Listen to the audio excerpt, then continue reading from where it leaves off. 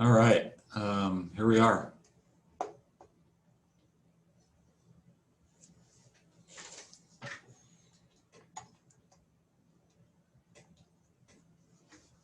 All right, take it away. The floor is yours.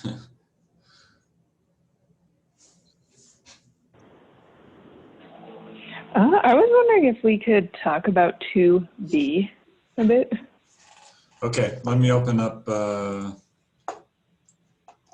So we're looking at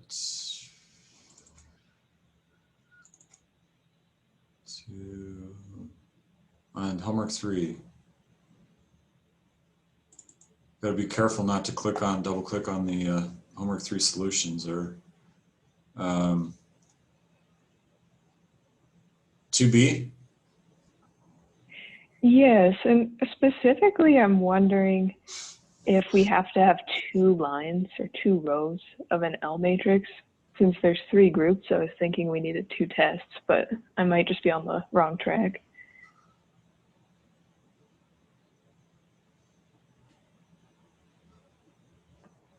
So, you know, like as it is for most contrast and estimate statements, and I still do this, like I have to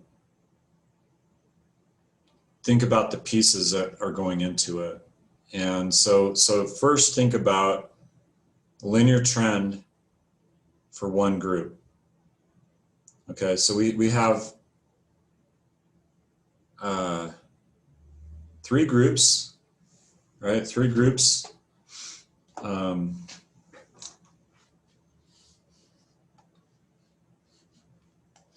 3 groups, 3 times. And so how would you do the linear test? Well, I guess, yeah, I'm okay talking about this. So what would be the linear, what would be the coefficients? We have 3 time points.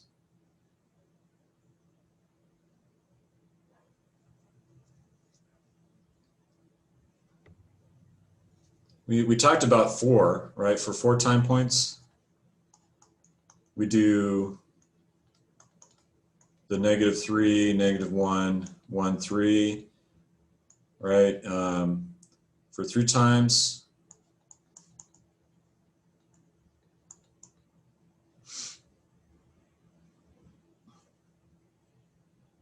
you guys know that one?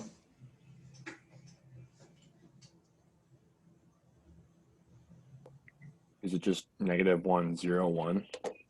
That would work. That would work. So what is that saying, that linear trend? What it's saying that to estimate the linear trend, you can ignore the middle time. That you're essentially comparing the last time to the first time. Okay. This is an important thing I'll tell you guys. You know, in terms of group time and group by time, you know, we talked about like what's going to fall out, you know, in certain estimate statements and certain contrast statements.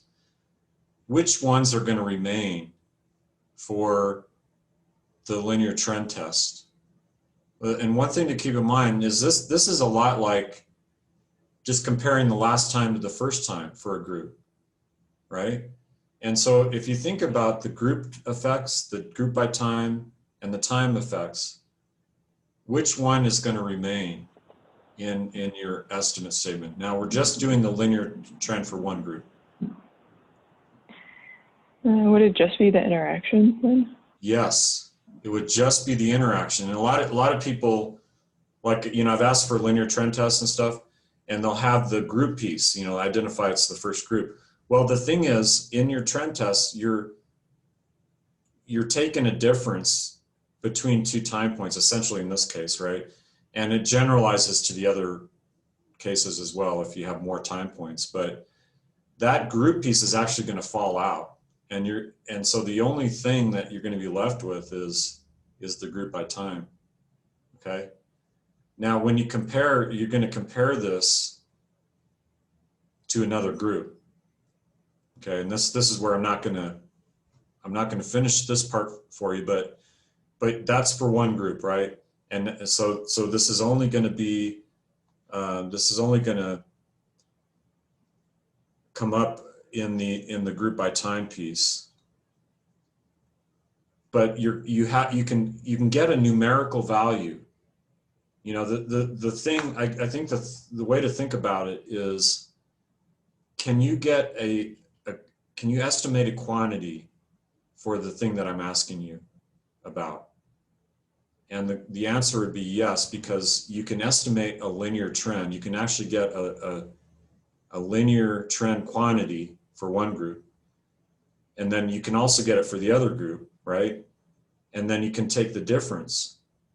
So that tells you that there's just going to be one L vector, and you can put it in an estimate statement and actually get an estimate for that quantity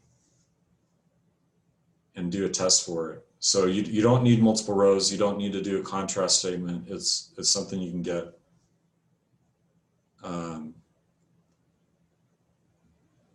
To do, you can do, L has one row to it.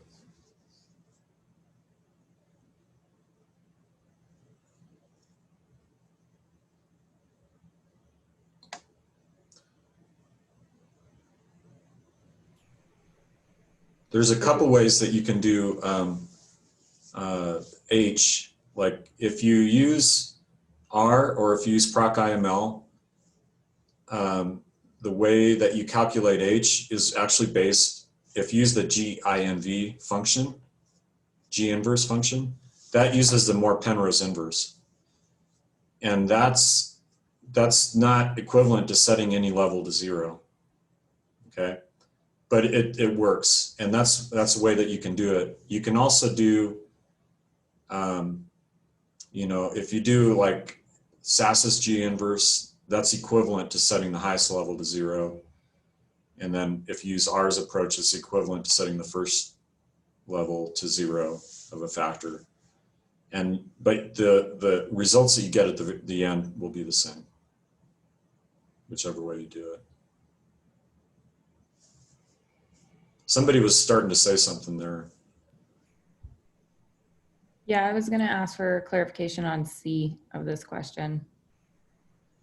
For C, are you saying how would your answers change if you took out the random intercept and instead used a covariance autoregressive structure? Okay, so how would answers in A change? How would answers in a change in part? Okay, so I think you read through my typo there, but it is added on to what you already have. So leave in the random intercept and leave in the random intercept. Yeah. So good question. So that would be added on to.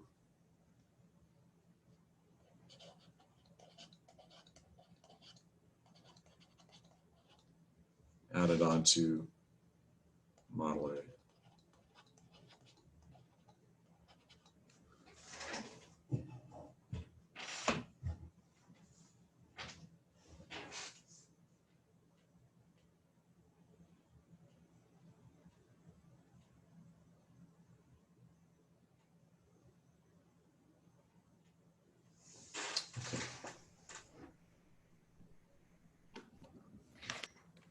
All right, what else?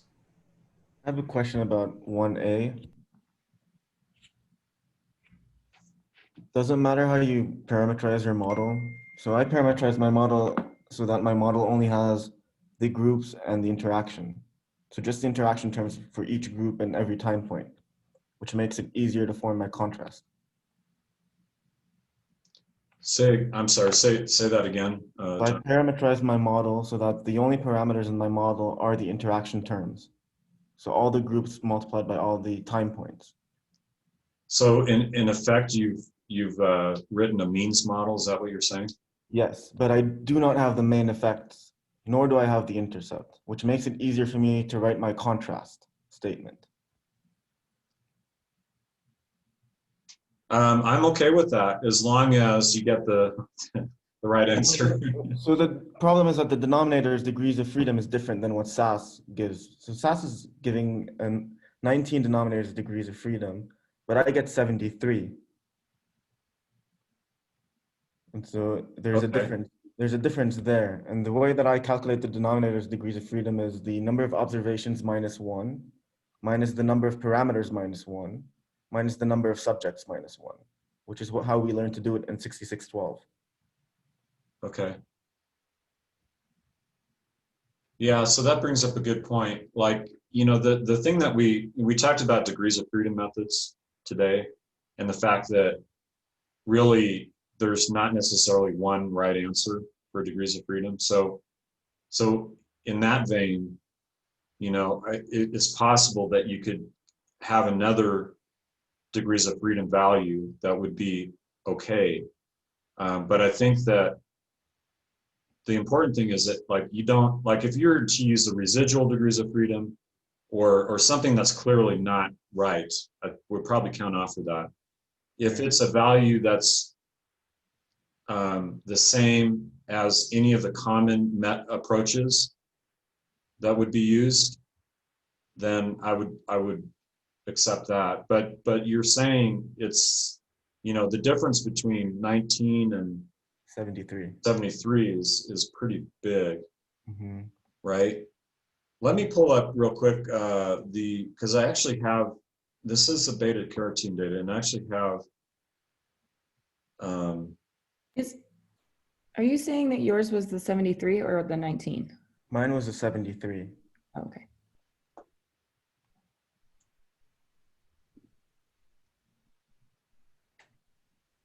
so this is the beta carotene data, and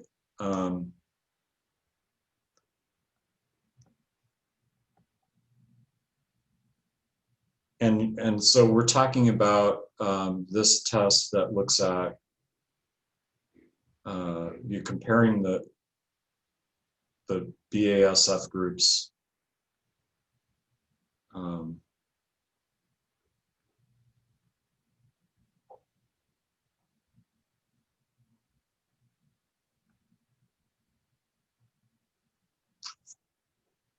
Yeah.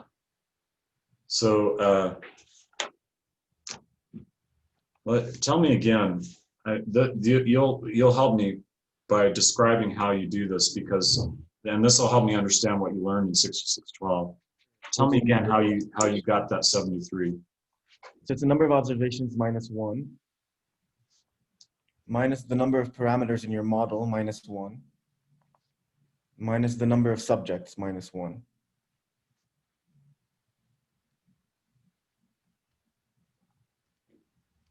Okay. And what do you use that for? So those are my denominator degrees of freedom. So I use that to get an F. Oh, okay. And so that would relate to like in what I have here for the F test, right? Because you're doing an F test. Correct. Okay.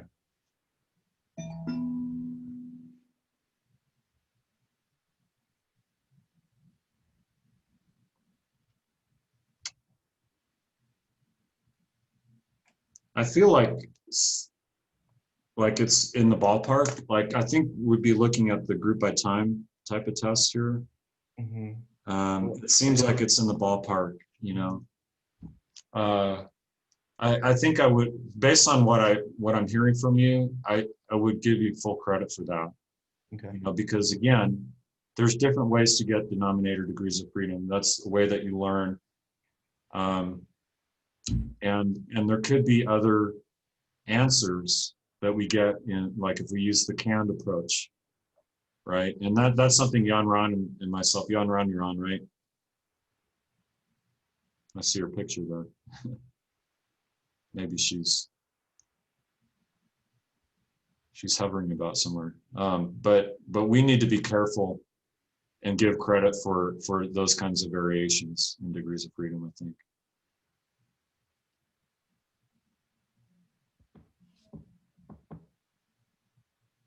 Did that answer everything that you had asked about? Yeah. What is that approach that you just described? Mhm. Does that have a name to it? Or is it your? It's just something that I pulled from the slides from 6612 that we did last semester when we were doing contrast. Okay.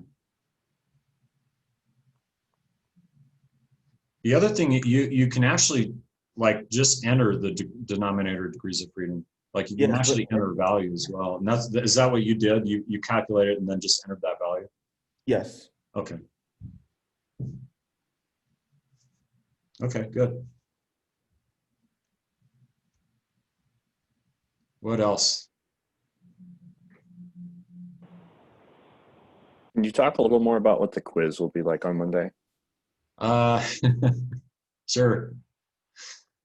That's a good question because I haven't written it yet.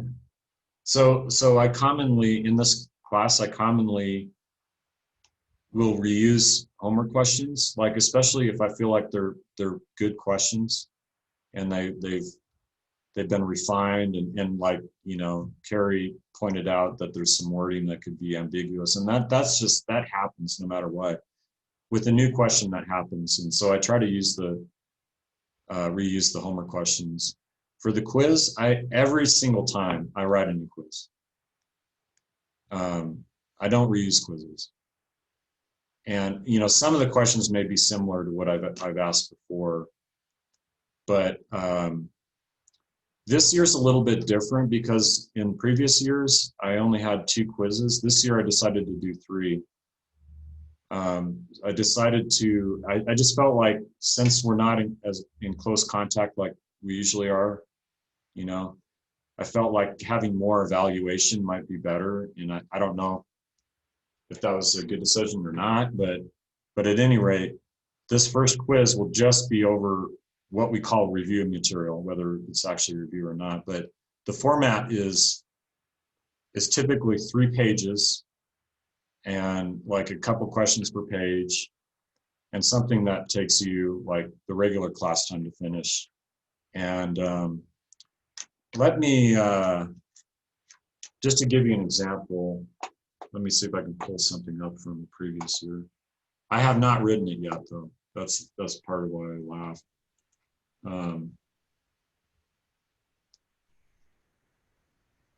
So does this mean we'll like print it and fill it out and like scan it back to you, or Yeah, is that easy enough to do? quick, right? Yeah, or just take a picture of it and you know whatever. You guys okay with all of that? So you can. My guess is like that's a good question. I mean, because usually I just come to class and bring you the hard copy. So you can, you know, once the class starts, you can print it. I don't know if anyone's would want to try to type it in that amount of time and do that. That seems like it would be kind of a lot to do. So probably print it and just write on it, and then scan an email or take a picture of it and send it back.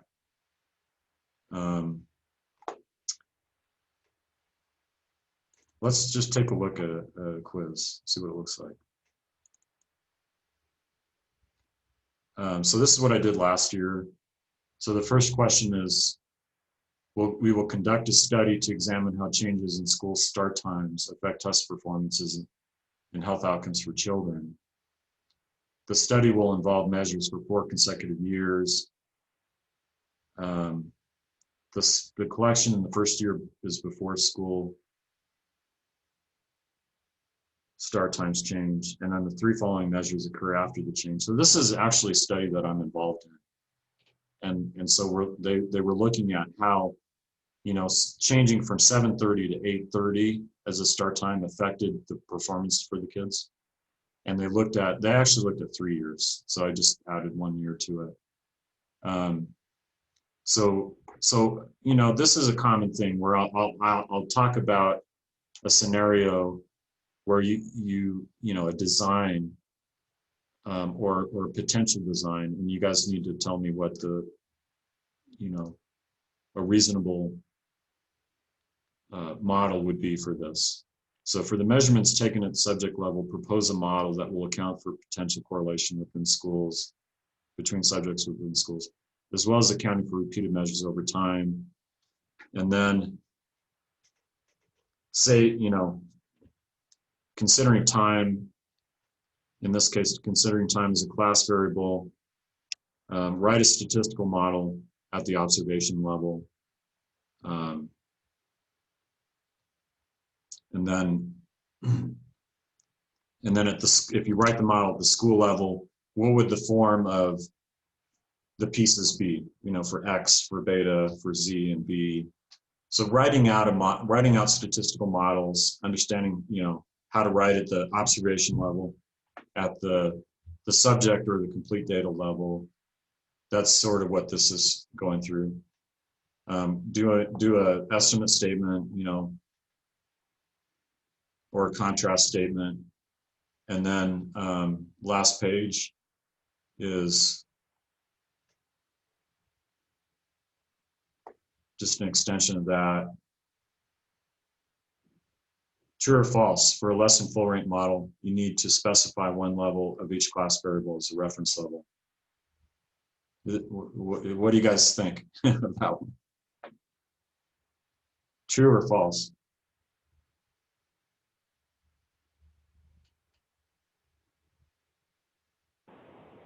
False. Good. It's false. You know, if you use the Moore Penrose inverse, you're not going to get a reference level. You'll have positive values for each level. Okay, but the key question is what is estimable? What linear combinations are estimable, right? Well, I'd actually missed that one. So, and I'd spent at least as much time talking about it last year. And then the last question was for the beta carotene data, the AIC for the model using group and time as a class variable was the same that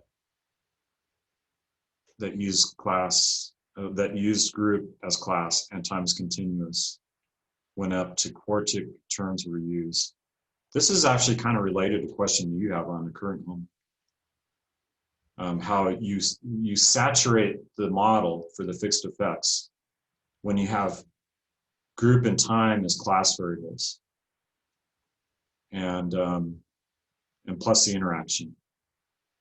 And then how do you saturate it using continuous? You have polynomials up to a degree that's one less than the number of times that you have. I actually have a question related to that, Okay. which is when we're doing these continuous contrast statements, are we able, like, do we have to use a contrast statement where we're entering in the value of time, for instance? Or can we do it kind of in the way we learned previously, which would just be adding, like, time squared to our model and leaving it at that? Give me a specific, can you give me a specific example of what you're talking about? I guess it would be our homework, 1C, where we're talking about using time as continuous. Where did I put them? Okay, so one.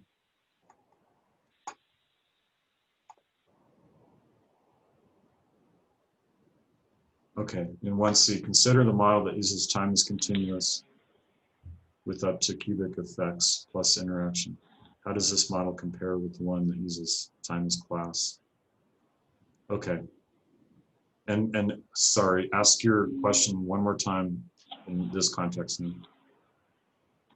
If I were to actually do that problem out in SAS, for instance, and it's continuous and I want cubic effects, I was thinking I wouldn't have to use a contrast statement because I could just add time squared and time cubed to the model as predictors.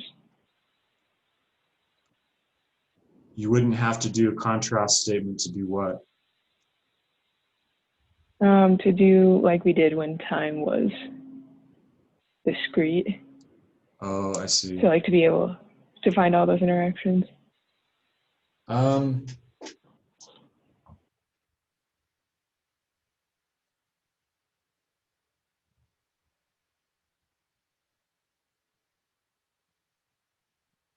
there still could be contrast statements that are of interest for this type of model. You're right that it may not. A lot of those comparisons may simplify to doing an estimate statement and just comparing numerical values. But there could be contrast statements of interest, even if you have time as continuous. Let me show you. I think I have some examples, like even from what we're talking about today. If we look at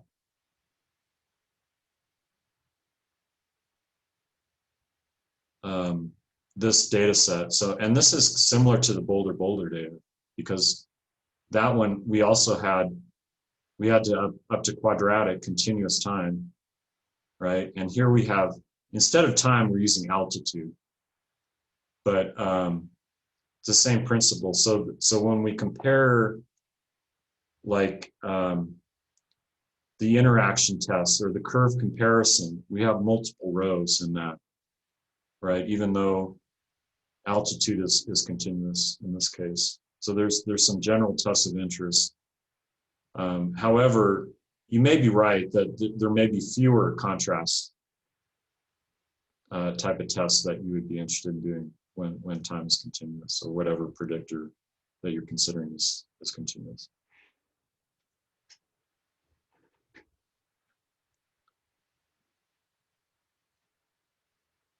Hey, Matt, I have a question for that same question. Because I emailed you about it, asking you if you wanted me to compare model fit, or what did you want me to compare between the two models? And you said you'd talk about it a little bit more. Yeah, do you mind if I pull up your question that you sent? Yep, sure. So that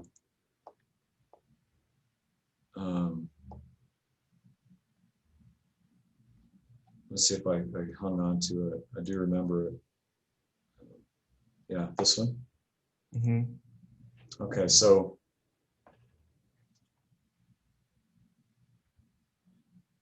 and then let me see what let me see what I said to you.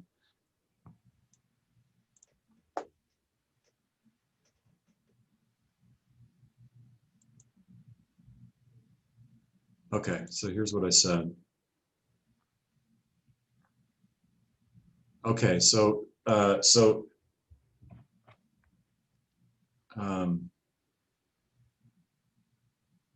yeah. Do you want me to compare how well each model fits, or is it something more specific that I should be comparing? So we're going back to 1C, right? Mm-hmm. What I had in mind when I asked this question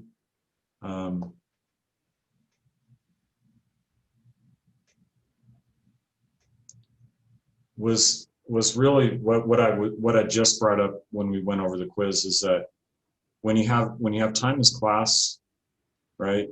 Mm-hmm. You're and group as class as well, and then you have the interaction. That is the most flexible model that you can have, right? So each combination, each group by time combination gets a unique estimate. You're not constraining it to follow a straight line or any pattern. You're allowing the data to say what it is, which is a decent approach. But the question is, like, could there be a simpler model that will describe that? However, in this, what I'm asking for here is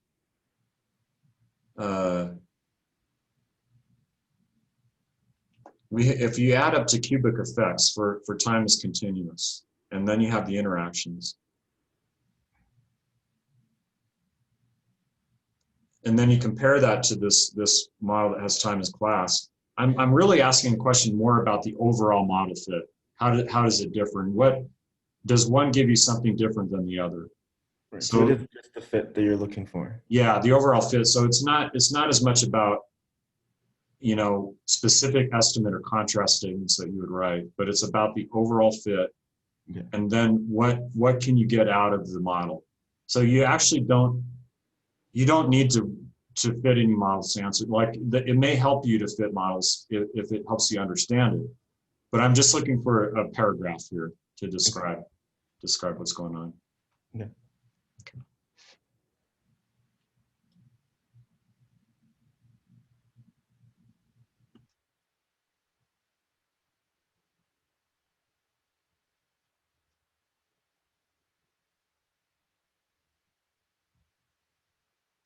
All right, what else?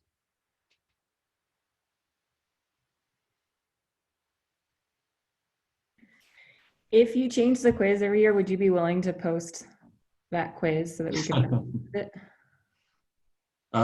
Sure, I will do that, especially given, I feel like, we didn't really have time to review too much, so I think that's probably a fair thing to do. Bear in mind that the tests, the quizzes that we've done in the past go over pretty much up through the middle of the course. And so you will actually be tested probably on less stuff than what these, but what it'll do is kind of give you a kind of an understanding of the types of questions that I ask.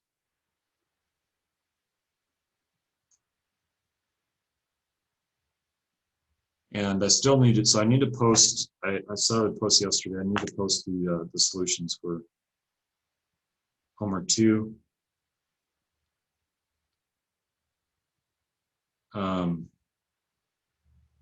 then, will you guys be able to get this homework 3 in pretty easily by Friday? Do you think? What time on Friday? 11:59 PM? Yeah, that'll be good. That doesn't sound like a very fun Friday evening, to be honest. But you're making me feel guilty right now. Get it done today and tomorrow, and then so you can enjoy your Friday. But you do have till 11:59. I guess that's kind of the default. I think it would be good to get it in so I can post the solutions, and then you guys can review that before Monday. Were you gonna post practice contrast too? Yes, I will do that.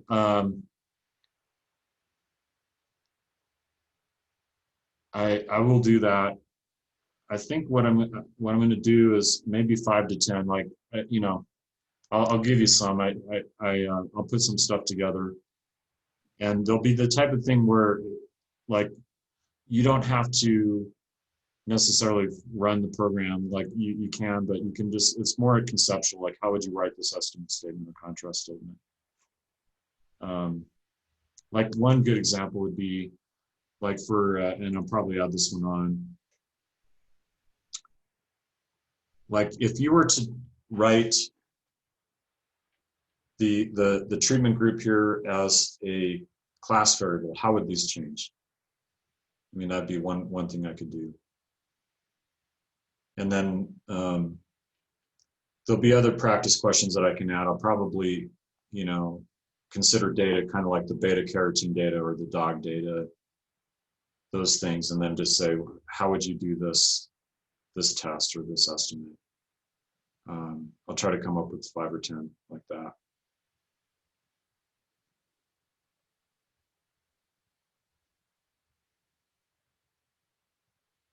You guys look pensive. Do you have any other questions on this homework or in general, or?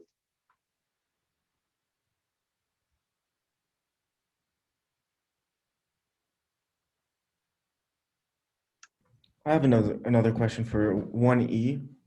So for the trend, am I fitting a contrast or am I just doing an ANOVA? So can I fit nested models with different time trends? So one with linear quadratic, one with linear quadratic and cubic, and then do an ANOVA to get like a likelihood ratio test since they're nested? Or do I have to do a contrast statement? I kind of left that open-ended. So you can take an approach as long as you're answering this, what you suggested could be okay. You could do, I in fact, like, didn't really specify whether you should consider them all together, you know, like in a contrast test, or individually. Like you could do estimate statements to do each one, right? Or you could do a contrast with all three. So there's a little bit of flexibility. And like if you have a different way to do it, like you just described, I think that would be fine too. Okay, thank you. Yeah.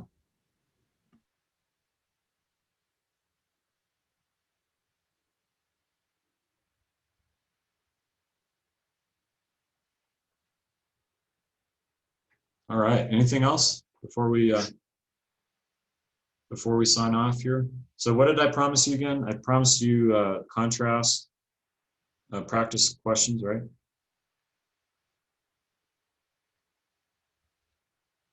You want to look at the a previous quiz that I wrote out. And Professor, one thing, for question 1D, 1D, I think, can you give some sample hint on R you have provided in SAS? Yeah, so did you get the blurb that I got sent out yesterday to modify the data set? Did you get that one? Not really. Did other people get that? So through the announcements, like, take a look at that, because I sent a little bit of code that you could use to But I think modify that's the data. SAS again. I'm sorry? That's again in SAS. I think, yeah, 1D. Yeah. I can explain in words what that code is doing for those of you who Yeah, aren't. that will be a really great help, yeah. Okay, so what that code is doing is it's taking all the time equals zeros and it's making that y, whatever that y is, and then it's left joining that onto the data set. So then when you have times, what are they, 6, 8, 10, 12, you have like all of them have the same y at time 0. So it's like a left join. At time 0, we need 6, 8, 7, like that. Yeah, so you end up having like a row that's like time 6 has a y value, but then there's also a covariate for their baseline value, which is their 0 time. And then there's a line for 8, their y value, but then there's also still that exact same baseline value. So it almost becomes like a covariate per subject, which is the baseline value. I got it. Okay, so yeah, so you have to create a new variable, that baseline variable, and it's time invariant. And and that approach is common, and I think for this type of data where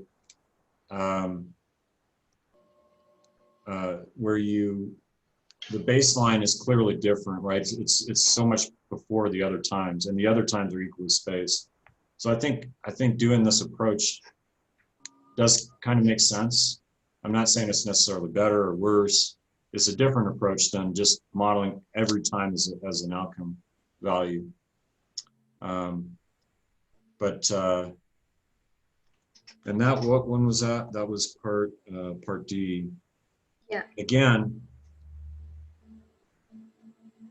I'm looking for kind of a description, just a paragraph to describe, you know, you can do the analysis and see the differences, but what I'm looking for to turn in is just kind of a paragraph describing the pros and cons and things like that.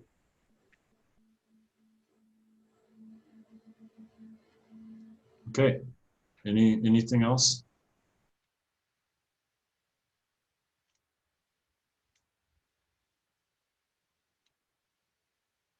Okay, if no other questions, I guess we'll sign off. And so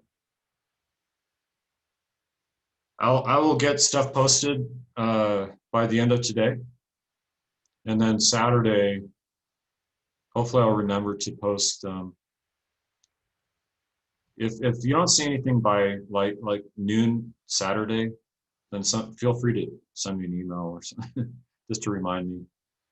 Sometimes I get busy doing house projects and stuff. Okay, and if you have any other specific questions, just send me an email. And then we'll talk Monday. Thank you. All right, thanks. Have a good rest of your week and weekend. Bye. Thank you. Mhm.